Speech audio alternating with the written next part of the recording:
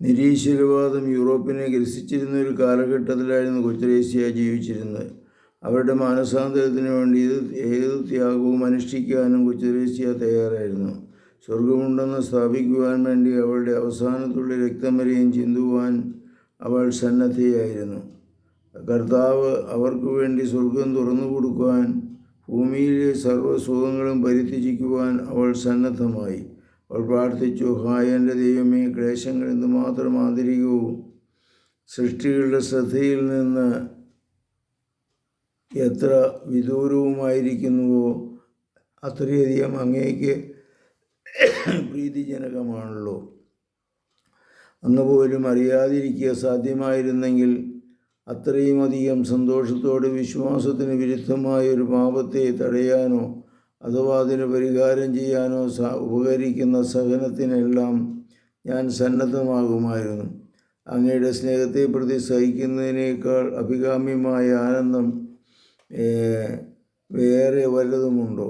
സ്നേഹത്താൽ മരിക്കുന്നവരെയും സ്നേഹിക്കണമെന്നല്ലാതെ വേറെ വലിയ ആഗ്രഹമൊന്നും ഇപ്പോൾ എനിക്കില്ല. ആത്മാക്കളുടെ രക്ഷയ്ക്കായി പ്രാർത്ഥിക്കുവാനും ത്യാഗമനുഷ്ഠിക്കുവാനും കർമ്മലമഠത്തിലെ ഏകാന്തതയിലേക്ക് അഭയം തേടി കൊച്ചുത്രേസ്യയ്ക്ക് ദൈവവചനം വെളിപ്പെടുത്തി കൊടുത്ത സത്യത്തിൽ ഉറച്ച ബോധ്യമുണ്ടായി. അവളുടെ തന്നെ വാക്കുകളിൽ സഹനം മാത്രമേ ആത്മാക്കളെ ജനിപ്പിക്കുവാൻ പര്യാപ്തമായുള്ളൂ എന്ന് എനിക്കറിയാം.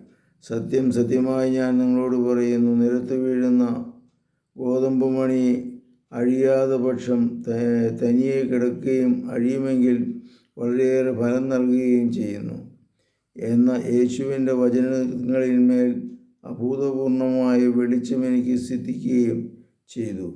അത്ര സമൃദ്ധമായ വെളിപ്പെടുത്തലാണ് അമ്മ നിർവഹിക്കുന്നത്. അങ്ങ് കണ്ണുനീരിൽ വിതയ്ക്കുന്നതിൻ്റെ അധ്വാനഫലം അങ്ങ് വേഗം ദർശിക്കും. കരങ്ങളിൽ കുറ്റങ്ങളും സഹിച്ചു നിന്ന സന്തുഷ്ടിയോടെ അങ്ങ് മടങ്ങി വരും.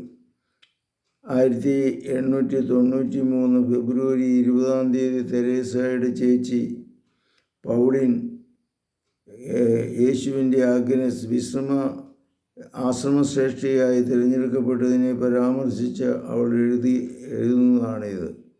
പരിശുദ്ധ പരമദിവ്യകാരുണ്യത്തിന് നേരവും ആരാധനയും സ്തുതിയും പുകഴ്ചയും ഉണ്ടായിരിക്കട്ടെ. ഈശോ മിശിഹായ്ക്കും സ്തുതിയായിരിക്കട്ടെ.